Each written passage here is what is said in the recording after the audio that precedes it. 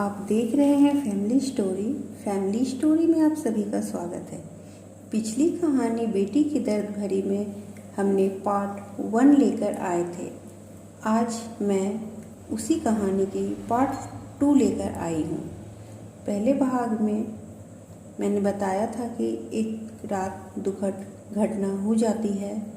दयानंद जी का देहांत हो जाता है। दयानंद की पत्नी का हालात बहुत ही ख़राब हो जाता है। गीता सोच में पड़ जाती है कि मैं क्या करूं, कुछ समझ में नहीं आ रहा है। गांव के कुछ लोग आते हैं। बेटी गीता, अपने भाई को बुलाओ।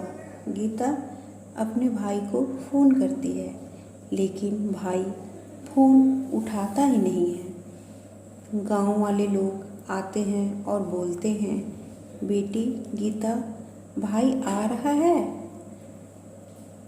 नहीं, मैं बार बार फ़ोन कर रही हूँ, लेकिन भाई का फ़ोन भाई उठा ही नहीं रहा है। चाचा, मुझे समझ नहीं आ रहा है।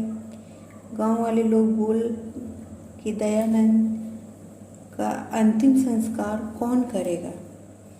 गीता बोली, चाचा, ये तो बेटा ही करता है।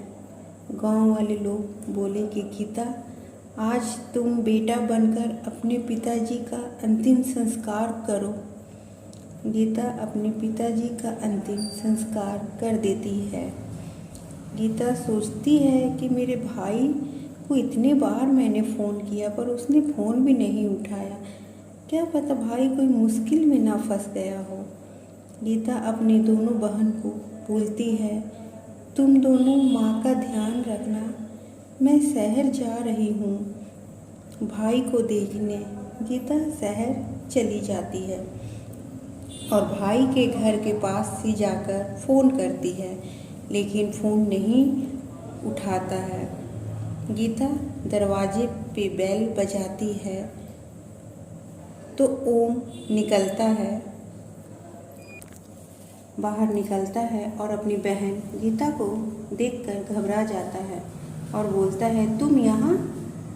घर के अंदर से आवाज़ आती है, कौन है बाहर?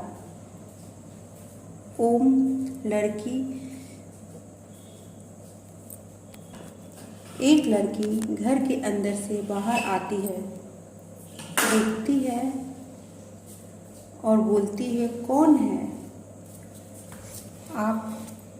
मैं इसकी बहन हूँ, गीता बोलती है। और आप कौन हैं? मैं इसकी पत्नी हूँ। तो गीता बोलती है, ओम, तुमने विवाह भी कर लिया?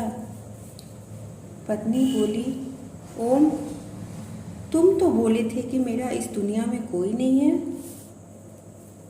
मैं अकेला हूँ। गीता अपने भाई को बोलती है, ओम, पिताजी का देहांत हो गया है, माँ तुम्हारी इंतज़ार कर रही है, एक बार घर चलो भाई, माँ का तबीयत ठीक नहीं रहता है। ओम बोला, मैं नहीं आऊँगा। ओम की पत्नी बहुत गुस्सा में घर के अंदर चली जाती है। गीता अपने भाई ओम को बोलती है कि गाँव ज़रूर आना, माँ तुम्हारा इंतज़ार करती है, शायद एक बार माँ को आकर देख लेना। गीता अपने गांव वापस चली जाती है। गीता की माँ पूछती है, ओम से भेंट हुआ?